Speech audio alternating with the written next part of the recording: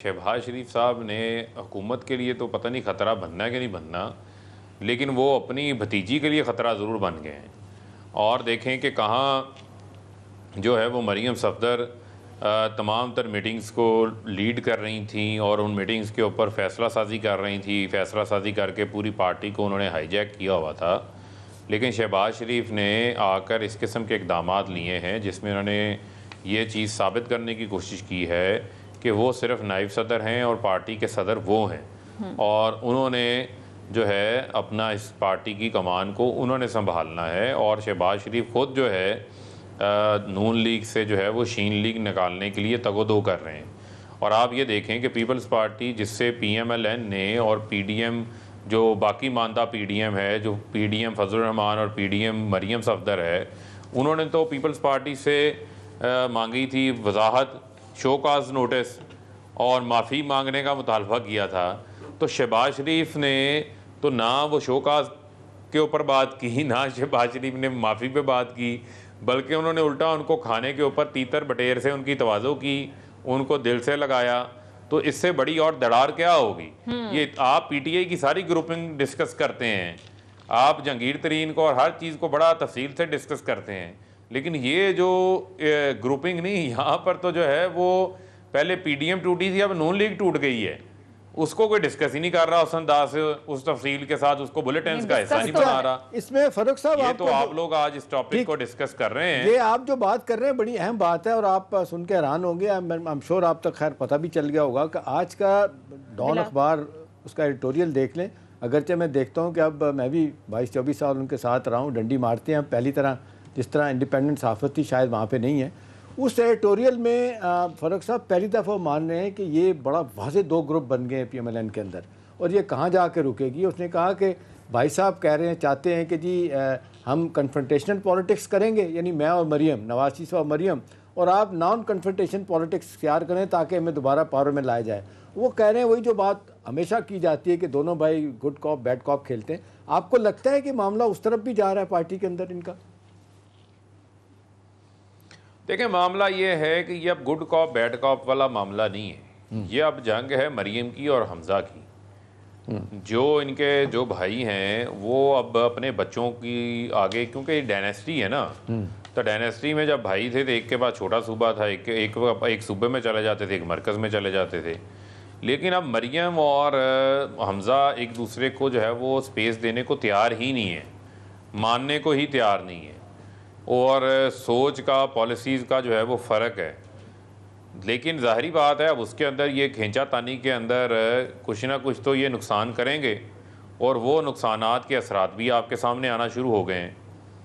आपके लिए और खतरा इसमें नहीं जो है? बुनियादी चीज़ है, बुनियादी चीज़ तो ये है कि नवाज शरीफ तो मुल्क से भगौड़े बन के बाहर बैठे हुए हैं, लेकिन इनका शहबाज शरीफ साहब का केसेस मुतर्रक दोनों होना, भाइयों के आइडेंटिकल हैं, एक दूसरे से जुड़े हुए हैं। मुतर्रक होना फारूक साहब शहबाज शरीफ का, आप नहीं समझते कि आपके लिए PTI के लिए खतरा होगा? कुछ लोग कहते हैं कि वो मज़ामत वालों को तो आपने निमट लिया, यानी नवाज शरीफ और मरीम साहबा, ये जो जिस तरीके से ये पॉलिटिक्स मफामत की कर रहे हैं, इनके तो कहते हैं कड़ियाँ कहीं और जाके मिलती हैं, अगला घोड़ा कोई तो ना कोई तैयार तो करना होता है मुख्तदर ने। आपको लगता है कोई ऐसी सिचुएशन भी हो सकती है? अलार्म बेल बज रहे हैं आपकी पार्टी के अंदर? कोई नहीं। देखें, मामला ये है कि अब मैं इस पर क्या बात करूं। करें, जरूर करें। आगे तो आसिफ अली जरदारी है ना, एहतिशाम साहब जी, ये जिस गली में भी जाएंगे आगे जाके टक्कर तो उसी से होगी। अब जरदारी साहब इनके मुस्तकबिल का क्या फैसला करते हैं वो तो उन पे मुनहसर है। देखें, हम तो अपनी सोलो पोजीशन लेके खड़े हुए हैं, हम तो इस वजह से इनसे हाथ नहीं मिलाते किसी से भी। ये हमसे अक्सर गिले भी करते हैं। अच्छा, हम तो इस वजह से हाथ नहीं मिलाते, और हम तो अलग हैं, हम तो एक पोजीशन अलग लेके खड़े हैं। लेकिन ये जितनी मर्जी मुलाकातें कर लें, जितने मर्जी तीतर बटेर खा लें, जितने मर्जी जो है एक दूसरे को बड़ा भाई बना लें, छोटा भाई बना लें, लेकिन अल्टीमेटली तो जो है वो इन्होंने भी तो जरदारी साहब को घसीटना था ना। तो आप देखते हैं कि जरदारी साहब शहबाज शरीफ के साथ क्या करते हैं। सही। और फारूक हबीब साहब कहने वाले ये भी कह रहे हैं कि हुकूमत को ये भी खतरा है कि कहीं एक पेज वाला जो सफ़ा है वो कहीं पलट ना जाए। नहीं, बात यह है कि ये सारे खतरे आपने हुकूमत के लिए संभाल के रखे हुए हैं। मसला ये है कि हमें किस चीज़ का खतरा होगा। हम अपने 3.25 साल गुजार चुके हैं, हमें ख़तरों की कहानियाँ बहुत सुनाई हैं इन्होंने, बहुत हमें लाल झंडियाँ जो है ना वो दिखाते रहे हैं, लेकिन हुकूमत के लिए किसी मौका के ऊपर कोई मुश्किल का सामना नहीं आया। ठीक है, आप कह रहे हैं कि और हुकूमत के देखें लिए सब खतरा ये नहीं समझते हैं, देखें बुनियादी चीज़ क्या है, सब ये समझते हैं कि इमरान खान अपनी ज़ात के लिए तो मुल्क की खिदमत नहीं कर रहा ना, इक़्तिदार में आया। इमरान खान तो पाकिस्तान की आवाम की खिदमत करने के लिए आया। आप देखें कि 3.25 साल में एक भी प्राइम मिनिस्टर के ख़िलाफ़ कोई करप्शन का स्कैंडल नहीं है। प्राइम मिनिस्टर जो है वो मनी लॉन्ड्रिंग में मुलव्वस नहीं है। प्राइम मिनिस्टर जो है वो अपने बैरून मुल्क असासे नहीं बना रहा। प्राइम मिनिस्टर जो है वो मुल्क में कोई शुगर मिलें नहीं लगा रहा, कोई कारोबार नहीं कर रहा। प्राइम मिनिस्टर की तो टीम में ये जो वो लोग चीज़ें शामिल पता हैं चल वहाँ जाया तो करती बड़े बड़े हैं। स्कैंडल मंजर आम पर आ रहे हैं ना। अच्छा, प्राइम मिनिस्टर खतरा भी उनकी टीम। खुरम साहब, खतरा आपको कोई नहीं है? मैं कल शो देख रहा था जिसमें बड़ी अजीबोगरीब मामलात हुए वहाँ पे।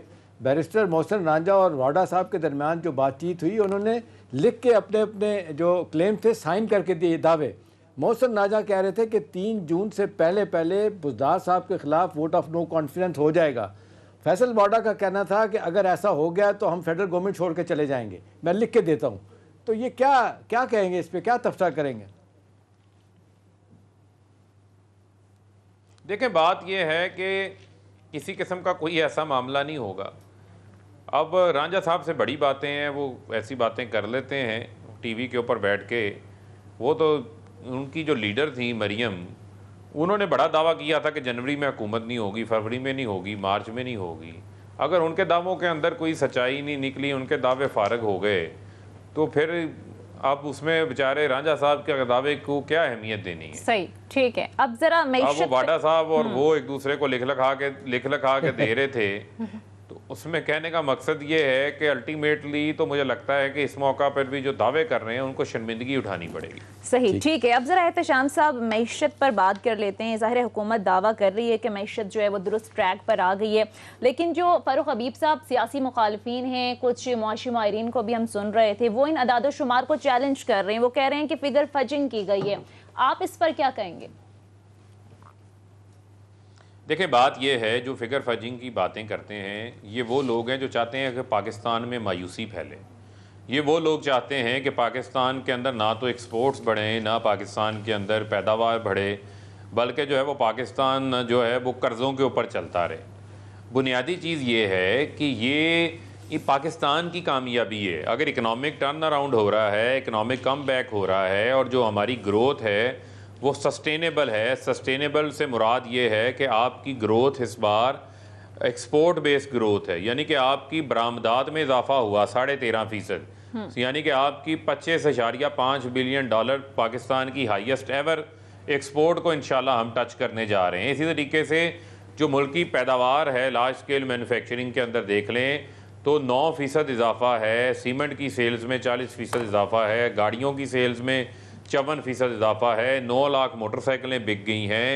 इसके अलावा आपकी 44% IT की एक्सपोर्ट के अंदर इजाफा है। आपकी एग्रीकल्चर ग्रोथ देखें तो आपकी 4 मेजर बम्पर क्रॉप्स हुई हैं, जिसमें 22% गन्ने की फसल में इजाफा हुआ, 27 मिलियन मैट्रिक टन जो है वो वीट में, 8.1% इजाफा, मकई में जो है 7.1% इजाफा, चावल की फसल में 13% इजाफा। किसान की जेब में इस साल 1100 अरब रुपया इजाफी गया है, जिसमें सिर्फ जो गंदम हर किसान काश्त करता है 500 अरब रुपया इजाफी उसकी जेब में गया है। 33 अरब डॉलर जो हमारी मैशियत का हुजम है, जो वॉल्यूम है, कारोबारी वॉल्यूम है, उसके अंदर इजाफा हुआ है।